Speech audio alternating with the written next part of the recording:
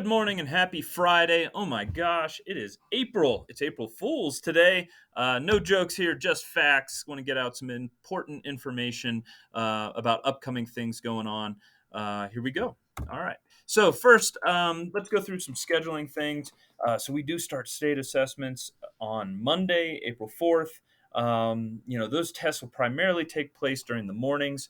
Do me a favor, please make sure that your child is at school on time, and if for any reason there's going to be an absence, please let us know as early as possible. I'll go through that information a little bit more in depth here in just a minute. Next Tuesday, we're going to have community dinner at the Elks Lodge. That's going to go from 4:30 to 7:30. Jen is requesting that we get some parents in there serving our community alongside our Yetis that night.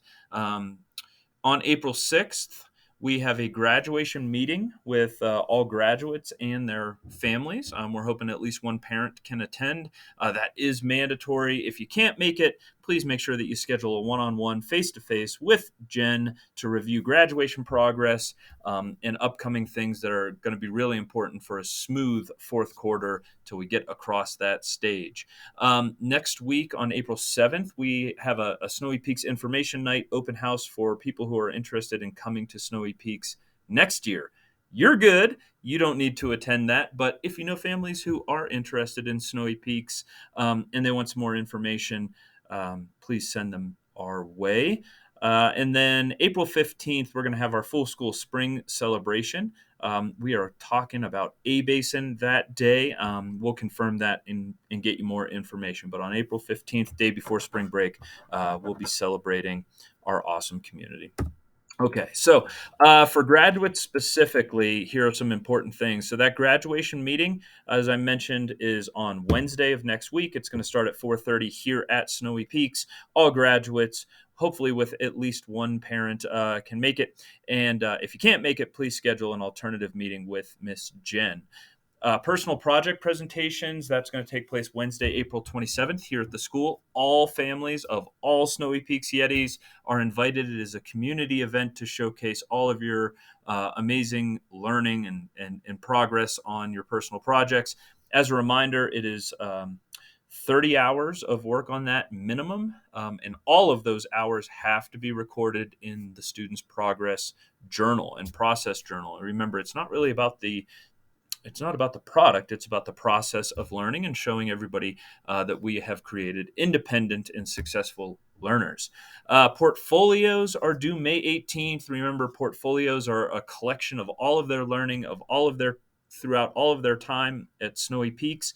The big ones that you can check with your graduate about are, do they have a minimum of 18 experiential learning activities for every year that they've been at Snowy Peaks, and a minimum of 10 hours of community service per year that they've been at Snowy Peaks, and those need to be logged with a reflection on each activity. All coursework has to be complete by May 20th. We'll build in a little bit of buffer for that next week to wrap up anything that needs done, but should be done by May 20th. And then graduation, May 25th in Silverthorne, either outdoors at the theater there in Silverthorne, or if we have to move indoors due to weather, we'll be at the Silverthorne Pavilion. So May 25th, noon. Put it on your calendar. We do want all of our Yetis to attend that because that'll be a school day for non-graduates. So we're hoping that everybody can attend.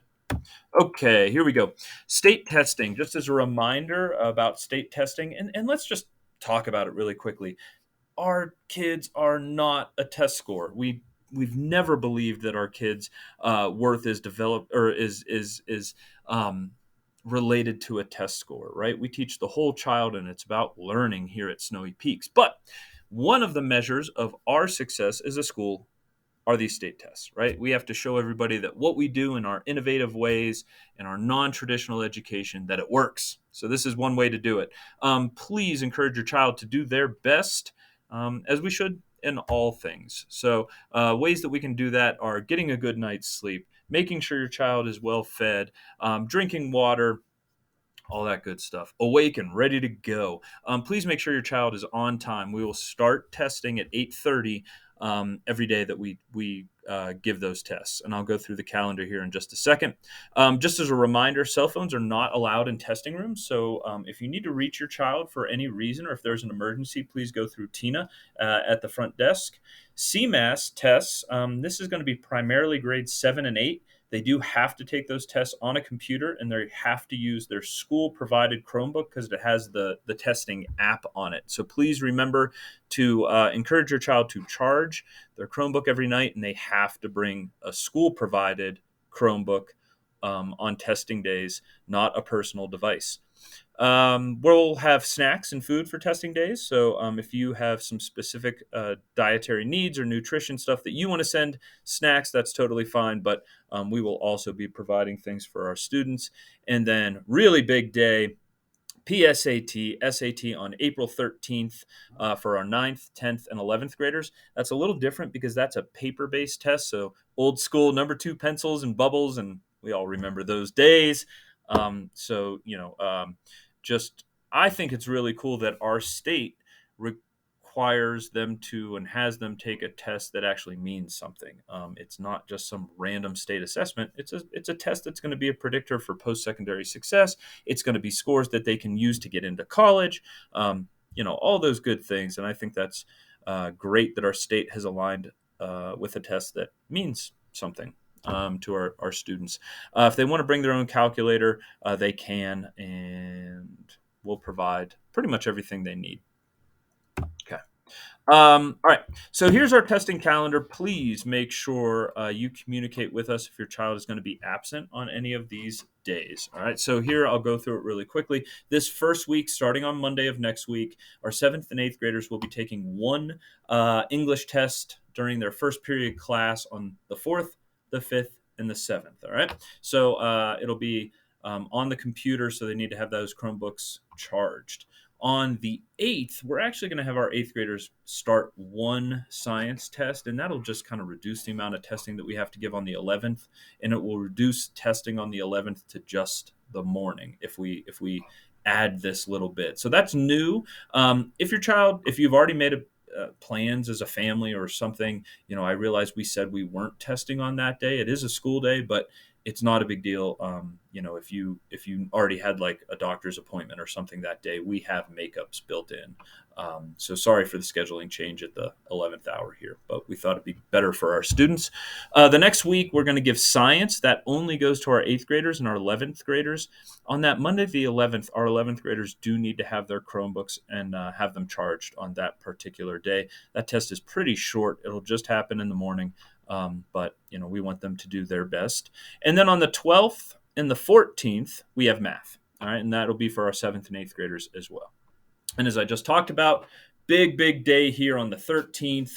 We will turn into an SAT, PSAT testing center. It's cool is it's school-based testing. And so, the state for free provides the PSAT and SAT to all Colorado students. That'll be on the 13th. More information to come. We typically have our 7th and 8th graders off campus on that day. It's a Wednesday for experiential learning anyway.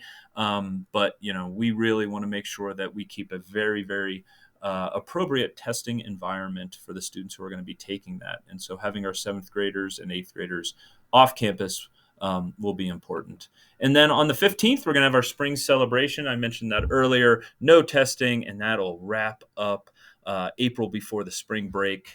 And then if your child does miss any of these tests, we have reserved the next week for makeups. Now, you'll see PSAT, SAT, if they miss it on the 13th, there is only one day for makeups, and that's on the 26th. Okay, so hopefully that lays everything out. Please call me if you have any questions. All right. I mentioned this. If you have any friends or community members that might be interested in Snowy Peaks, feel free to send them to me next Thursday at 5 p.m. I'll walk families through kind of what we do. Many of you have attended those information nights in the past, and we're going to do it in person here at Snowy Peaks. Just as a reminder, though, if they're coming into 7th grade, we have spots. If they're coming into 8th, 9th, 10th, 11th, or 12th grade, we have very, very limited spots, if any. So don't want to make people upset that they came and then all of a sudden you were like, hey, wait a minute, there's no spots. So we are hoping to take a few people in those grades. But yeah. All right. Wednesday activities. Just as a reminder, I think we're still having maybe a little bit of confusion. So the independent Wednesdays for grades 7 through 10, that's over because the COVID bubble that came through during that time is through, and so COVID numbers are way down, and we want. All students grades 7 through 10, they are expected to be here and participate in those Wednesday activities in person.